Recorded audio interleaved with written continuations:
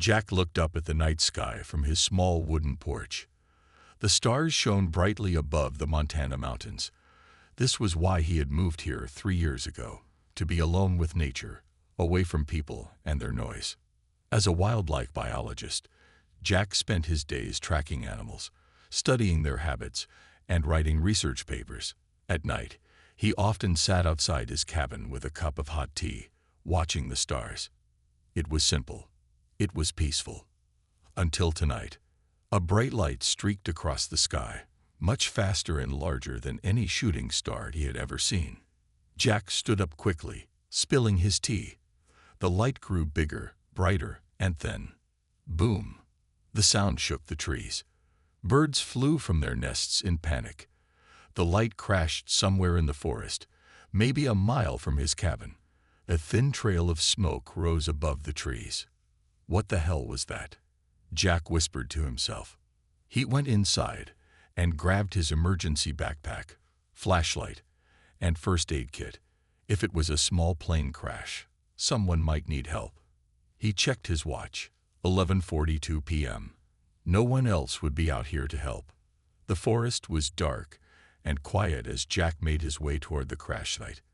The beam of his flashlight bounced between tree trunks and over fallen logs. After 20 minutes of hiking, he smelled something strange, like metal burning, but with a sweet scent he couldn't place.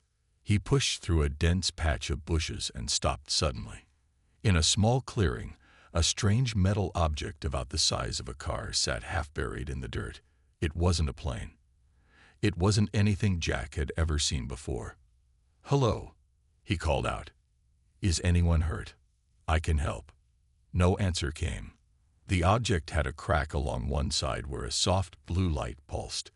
Jack moved closer, careful with each step. This was no human aircraft. His heart beat faster as the truth became clear. This was something from beyond Earth. Just as Jack reached the edge of the object, part of its side slid open. He jumped back, raising his flashlight like a weapon. A form spilled out onto the ground. A body. Jack's training as a first responder took over. He approached cautiously and knelt beside the figure. What he saw made him gasp. It was clearly female, but not human. Her skin was a soft blue color with patterns that glowed faintly in the dark. Instead of hair, she had what looked like thin, translucent tendrils that moved slightly even without wind. Her face was almost human, but her features were more delicate, with large, almond-shaped eyes now closed. Blood seeped from wounds on her arm and side, but her blood was silvery, catching the light of his flashlight. "My God," Jack whispered. The alien girl didn't move. From her injuries, Jack could tell she needed help fast. He checked for a pulse, finding it at her neck, quick and weak. But there, she was alive. For a moment, Jack considered his options. He could leave her here. He could call someone. But who? The government would take her away. Scientists would study her like a lab animal. Jack had spent his life helping injured wildlife. Now, faced with something far beyond anything he'd trained for, he made his decision. Very gently, he slid his arms under her body. She was lighter than she looked, maybe 80 pounds. Her skin felt cool to the touch, and the glowing patterns pulsed with what Jack guessed was her heartbeat. "I don't know if you can understand me," he said softly, "but I'm going to help you." With the alien girl in his arms, Jack turned away from the crash site and began the difficult journey back to his cabin. Above him, the stars seemed to watch more closely than before. Whatever had happened here tonight, Jack knew his simple, lonely life had just changed forever. 3 days passed. Jack barely slept as he cared for the alien girl. He had placed her on his bed and treated her wounds as best he could. The cut on her arm was deep, and the injury on her side looked like a burn. He cleaned them with water and covered them with bandages, hoping human medicine would work on her strange body. The alien girl remained unconscious. Jack checked her pulse often. It was steady now, but still different from a human's. Twice every minute, her glowing patterns would brighten, then fade again. Jack wondered if this was normal for her kind. On the morning of the fourth day, Jack was making coffee when he heard a crash from the bedroom. He ran to find the alien girl awake, pressed against the wall. She had knocked over the lamp in fear. Her large eyes, bright purple with no pupils, stared at him. "It's okay," Jack said softly, raising his hands to show he meant no harm. "I'm not going to hurt you." The alien girl made a series of clicking sounds. She raised her arm, pointing a small device on her wrist at Jack. It looked like a thick bracelet with buttons and tiny lights. "I found you in the woods," Jack explained, though he knew she couldn't understand. "Your ship crashed. You were hurt." The alien touched her bandaged side, then looked at Jack again. Her face showed confusion, not fear now. She pressed a button on her wrist device. A small beam of light scanned Jack from head to toe. Then, to his surprise, the device spoke in a flat, mechanical voice. "Human. Male. No weapons. Biological signatures show no aggression patterns." You can understand me?" Jack asked, amazed. The alien pressed more buttons. The device scanned the room, then her own body. "Translation mode active," the device announced. "Basic communication possible." The alien girl spoke, and the device translated. "Why did you help me?" Jack thought about this. "Because you were hurt. I couldn't just leave you there." She studied him for a long moment. "My name is Lyra," she said finally. "I am Scout from the Lumari." "I'm Jack. Jack Mason. You're on Earth." Lyra nodded slowly. "I know this planet. It is protected. No contact allowed." She touched her injuries again. "My ship was attacked. Had to escape." "Attacked? By who?" Lyra's glowing patterns darkened. "The Vex. They hunt my people. Always hunting." Jack offered her water, which she accepted after her device analyzed it.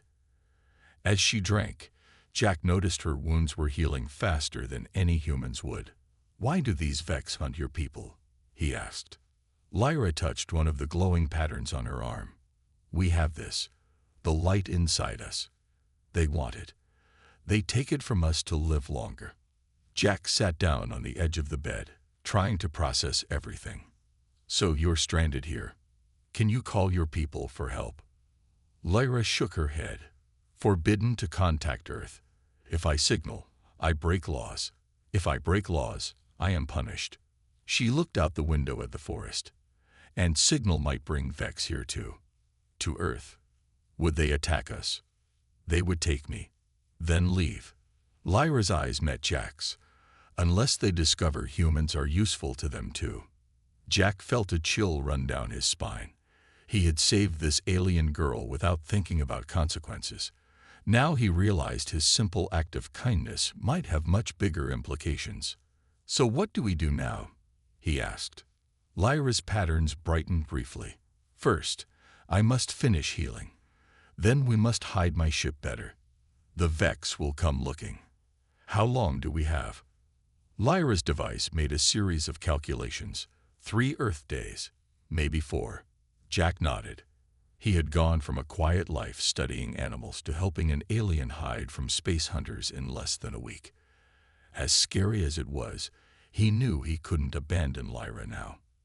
"Then we better get started," he said. A week passed. Lyra's wounds healed quickly, leaving only faint silver marks on her blue skin. During this time, Jack showed Lyra around his cabin and the nearby woods. She was fascinated by Earth's wildlife. The deer that came to drink at the stream, the eagles soaring overhead, even the small insects crawling on tree bark. "Your world has so much life," Lyra said one evening as they sat on Jack's porch. "My home planet once did too." "What happened?" Jack asked. "The Vex." Her glowing patterns dimmed. "They came. They took. They left little behind." Jack had learned more about Lyra's people. The Lumari were peaceful explorers who studied other worlds but rarely interfered. The light patterns on their skin weren't just beautiful. They contained energy that somehow extended life. The Vex had discovered this and began hunting Lumari across the galaxy. Your cabin reminds me of my family's home, Lyra said, looking at the wooden walls. Before I became a scout. Jack smiled. Despite their different worlds, he and Lyra had found many things in common. Both loved nature, both preferred quiet places to crowded ones. Both had chosen lives of observation rather than action. Until now. That night, Jack woke to a strange buzzing sound. His phone, radio, and even his old alarm clock were all vibrating on his desk. The lights flickered. Lyra burst into his room, her patterns flashing bright with alarm. "They're scanning," she whispered. "The Vex. They're in orbit." Jack jumped out of bed. "How do you know?" "My wrist device detected their scan waves. They're looking for Lumari energy signatures." Lyra's eyes were wide with fear. "They found my escape pod." Jack peeked through the window blinds. The night sky looked normal, but who knew what alien ships might be up there, invisible to human eyes. "Will they find us here?" he asked. "Not yet. The trees and mountains block some scanning." Lyra checked her device again. "But they will send drones to search the area where my pod crashed." As if on cue, Jack's radio stopped buzzing and started playing static. Then, through the static, came a voice, harsh and deep, speaking in a language Jack couldn't understand. Lyra's patterns flashed rapidly. She grabbed Jack's arm. "Vex Commander. He's ordering search drones to find survivors." "What do we do?" Lyra was already moving, gathering the few things she had. "We must leave. Now." Jack quickly packed a backpack with food, water, his first aid kit, and warm clothes. As he worked, he heard a faint humming sound growing louder outside. "Down," Lyra hissed, pulling Jack to the floor. Through the window, a bright light passed over the cabin. The humming grew louder, then faded as the light moved on. "Drone," Lyra whispered. "It will return with others. They always do." Jack's mind raced. He knew these mountains better than anyone. There were caves, old mining tunnels, places to hide. "I know somewhere they won't find us easily," he said. "But it's a hard journey. Can you make it?" Lyra stood straight, her patterns glowing with determination. "I am Lumari Scout. We are stronger than we look." Jack nodded and shouldered his pack. As they slipped out the back door into the darkness, another drone hummed in the distance, its searchlight cutting through the trees. "Stay low and follow me," Jack whispered. They moved silently into the forest, leaving the safety of the cabin behind.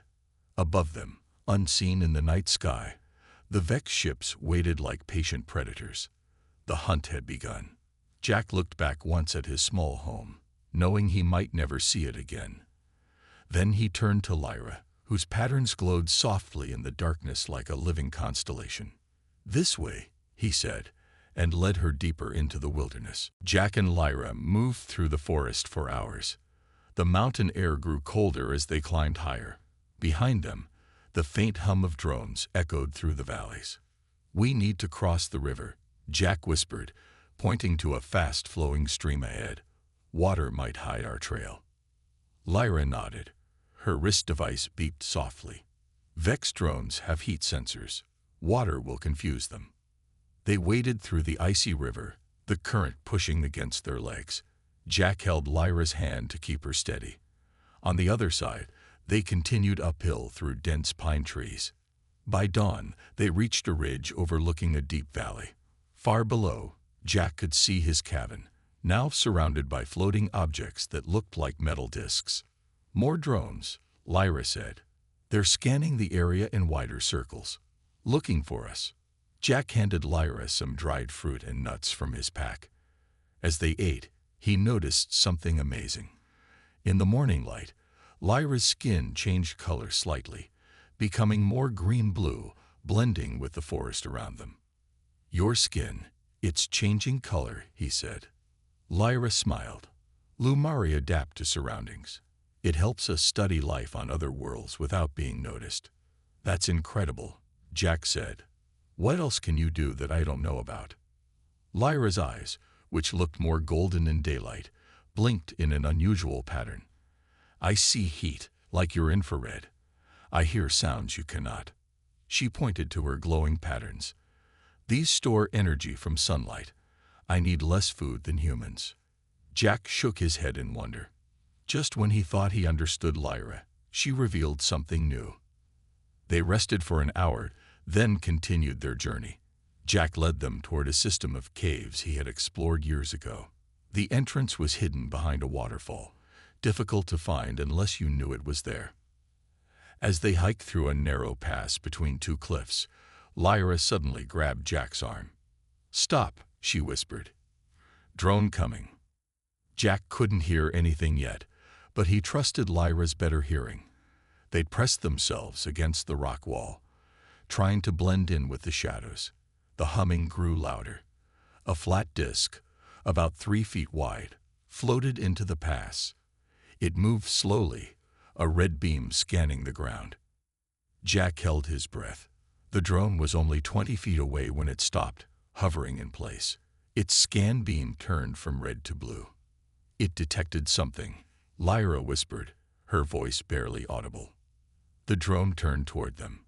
Jack's heart pounded in his chest as the blue beam moved closer to their hiding spot. Suddenly, Lyra pushed Jack aside and stepped into the open. Her patterns flashed brightly, drawing the drone's attention. "Run," she shouted to Jack. "I'll lead it away." Before Jack could stop her, Lyra was already running down a side path, the drone following her. The humming grew louder as more drones responded to the first one's signal. Jack couldn't leave her. He ran after Lyra, cutting through a shortcut he knew would put him ahead of her path. As he emerged from the trees, he saw Lyra running toward him, 3 drones close behind her. Jack grabbed a large branch from the ground. As Lyra passed him, he swung the branch with all his strength, hitting the closest drone. The machine spun out of control, crashing into the second drone. Both fell to the ground in a shower of sparks. The third drone shot a thin beam that grazed Jack's shoulder. Pain burned through his arm like fire. He fell to one knee, clutching his wound. Lyra turned back and grabbed Jack's good arm. "Come on." Together they ran into a dense thicket of trees. Behind them, the damaged drones sent out high-pitched signals, calling for reinforcements. "You're hurt," Lyra said when they finally stopped to catch their breath in a small cave. Jack looked at his shoulder. The wound wasn't bleeding but was burned black around the edges. "It's worth it," he said through gritted teeth. "Couldn't let them take you." Lyra's patterns glowed softly as she examined his injury. Her eyes met his, filled with a mixture of gratitude and worry. "Why do you risk so much for me?" she asked. Jack didn't have an answer that made sense, even to himself. He only knew he couldn't do otherwise. After 2 days of hiding and moving through the mountains, Jack and Lyra found an abandoned mining facility. The old wooden buildings were half collapsed, but the main structure still stood firm. Best of all, it was built into the side of the mountain, with thick walls that might block the Vex scanners. "We can rest here," Jack said, pushing open the heavy metal door. His shoulder still hurt from the drone's weapon, but Lyra had treated it with a healing gel from her wrist device. Inside, the facility was dusty but dry. Old mining equipment lay scattered around. Jack found a small generator that still worked, giving them some light and heat. Lyra walked around the room, her patterns glowing brighter in the dim light. "I need parts," she said. "Metal pieces, wires, power source." "For what?" Jack asked. "To build long-range communicator. Contact Lumari outpost in your solar system." Jack was surprised. "You have an outpost near Earth. I thought contact was forbidden." "Observation only. No contact." Lyra's eyes looked sad. "But now I must break rules. No choice." They spent hours gathering materials. Jack found copper wire, circuit boards, and batteries. Lyra also needed parts from her escape pod, so Jack described where it had crashed. Using his map, they figured out they were about 5 miles from it. "Too dangerous to go back," Jack said. "The area must be swarming with Vex drones by now." Lyra's patterns flashed in what Jack now recognized as determination. I go alone. Faster that way. Can blend with forest better. Jack shook his head. We go together. I won't let you face them alone. Before sunrise the next day, they made their way carefully back toward the crash site. As they got closer, they could see drones patrolling the area. Using Jack's binoculars, they spotted something new. A larger ship had landed near the pod. Vex scout ship, Lyra whispered. Commander must be inside. They waited until most drones moved to the far side of the search area, then crept closer. Lyra pointed to a piece of her pod that had broken off during the crash and now lay in the bushes, overlooked by the Vex. That contains communication crystal. All I need. Jack created a distraction by throwing rocks far to their right. When the nearest drone went to investigate, Lyra darted out, grabbed the crystal, and ran back to their hiding spot. They'd retreated quickly, making it back to the mining facility by nightfall. Lyra worked through the night, building her communicator with the crystal and the parts they had gathered. By morning, a small glowing device sat on the table. It's ready, she said. Now we call for help. Just as Lyra activated the communicator, all the lights in the facility flickered. A deep, rumbling voice came through the old radio on the wall. Lumari female, we know you are there. We have tracked your signal. Lyra's patterns pulsed rapidly with fear. The voice continued. I am Commander Drav of the Vex hunting fleet. Return to us willingly, and we will leave this primitive planet in peace. Jack looked at Lyra, whose blue skin had paled. Can they really find us from the signal? Lyra nodded slowly. Signal must be strong to reach outpost. Vex detected it. She touched her communicator, but message was sent. Lumari's ship will come in 3 days. The radio crackled again. Human male who protects the Lumari. Listen carefully. Your species is of no interest to us. Yet, give us the Lumari female, and you will be rewarded. Gold, technology, knowledge, all can be yours. Jack felt anger rise inside him. I would never. If you refuse, the voice continued, we will take her anyway. Then we will take 10 of your kind for study, to see if humans also contain energy we can use. The radio went silent. Jack and Lyra looked at each other. What do we do now? Jack asked. Lyra's patterns dimmed. Lumari's ship comes in 3 days, but Vex will find us before then. Jack thought for a moment, then said something that surprised even himself. Tell them I accept. Tell them I'll bring you to them. Lyra's eyes widened in shock. You would give me to them. Jack took her hand. No, never. But they don't know that. I have a plan. I still think this is a bad plan, Lyra said as she helped Jack prepare. It was dawn, and they had spent the night getting ready. Jack checked the backpack one last time. It contained homemade traps he had created from mining equipment.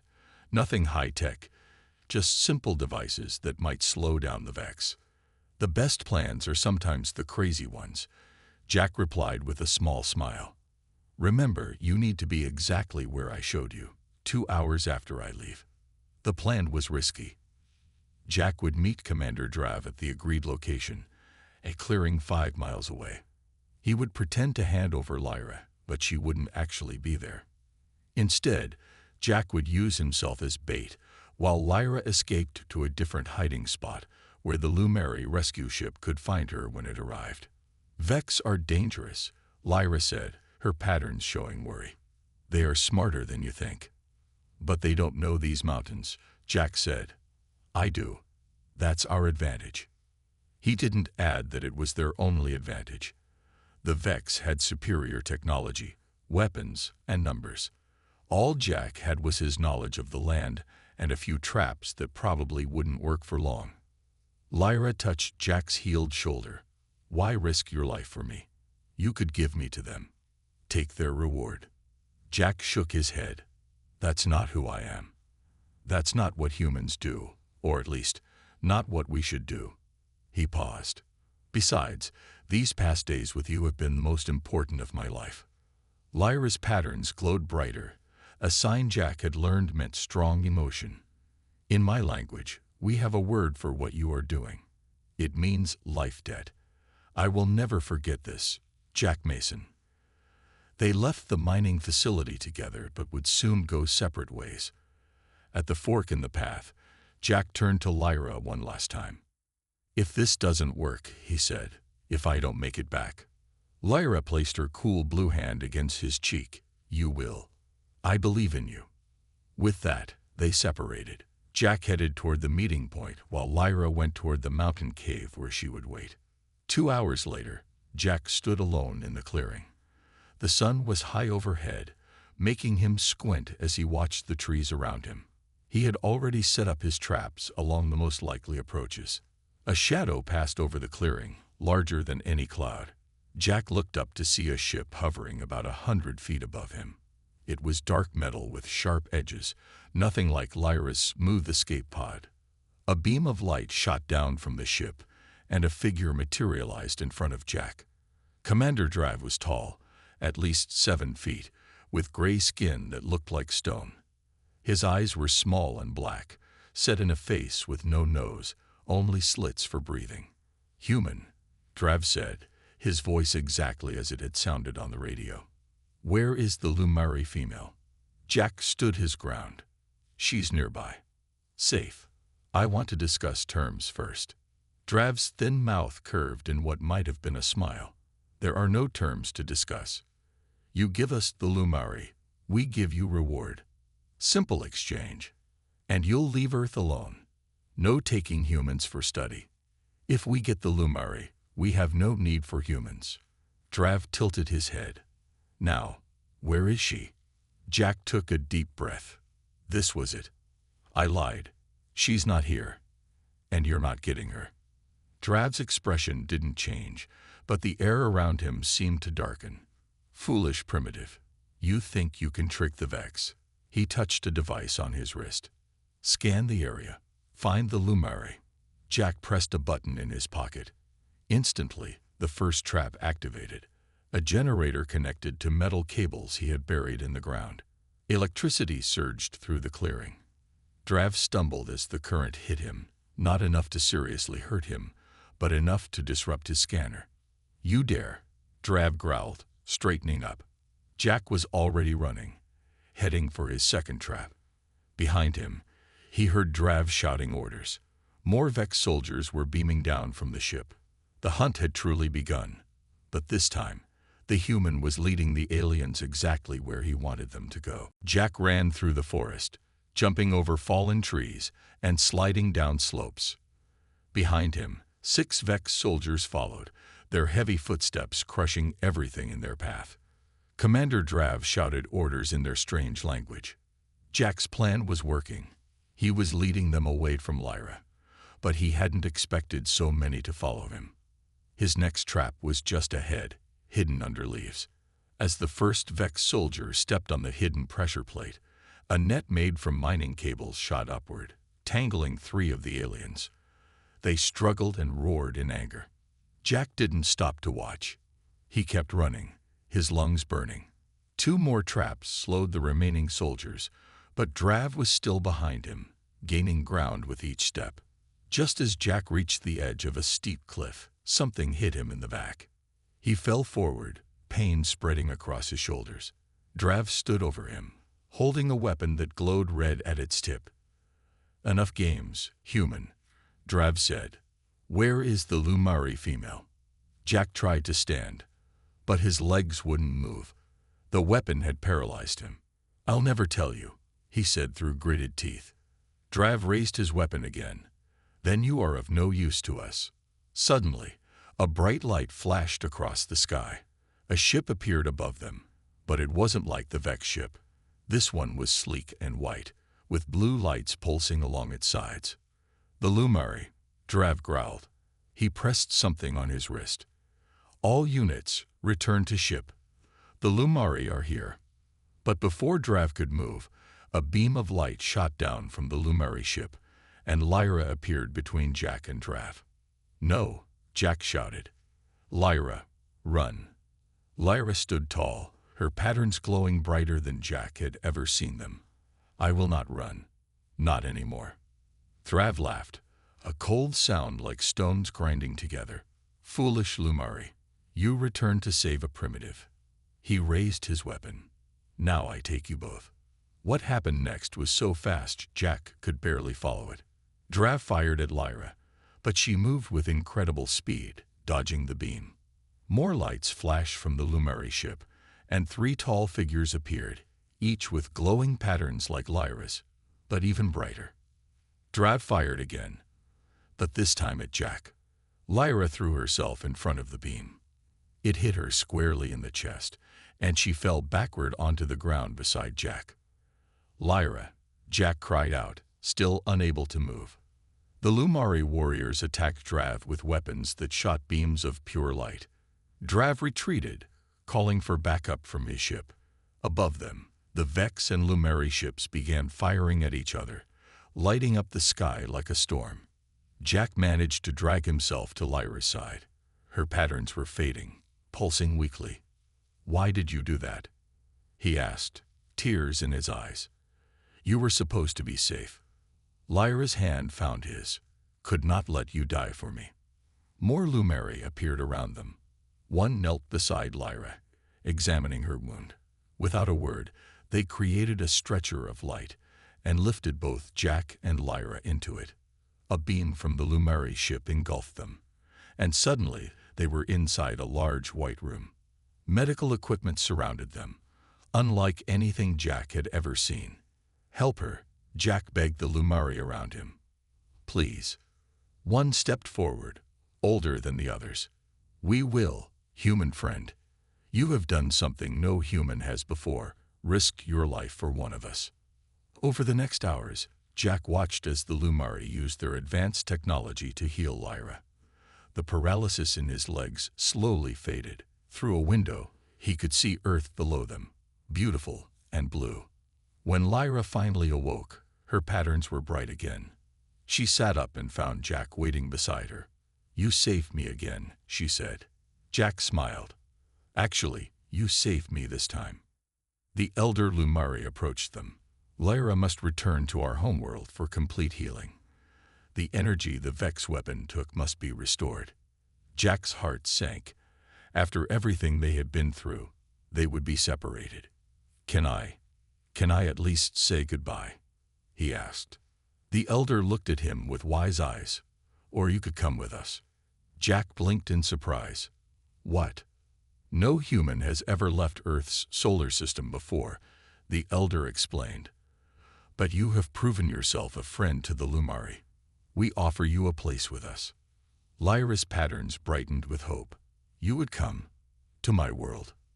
Jack looked out at Earth again, the planet he had always called home. Then he looked at Lyra, whose life he had saved, who had then saved his in return. The choice was easy. "Yes," he said. "I'll come with you." As the Lumari ship turned away from Earth and prepared for its journey to the stars, Jack and Lyra stood together by the window.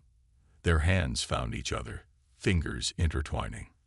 They had saved each other, and now together they would discover what lay beyond the horizons they had known before.